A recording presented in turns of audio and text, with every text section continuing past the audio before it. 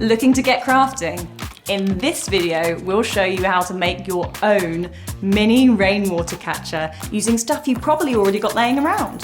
What you'll need is a 2-litre milk carton, a hole punch, some scissors, some string, and any decorations you might like.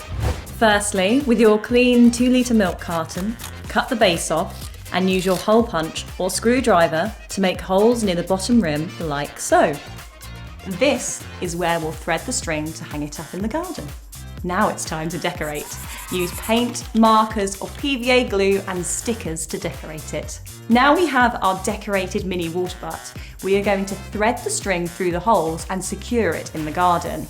These work really well on fence panels, the side of sheds or even walls. As it will get quite heavy with the rain, remember to make it nice and secure.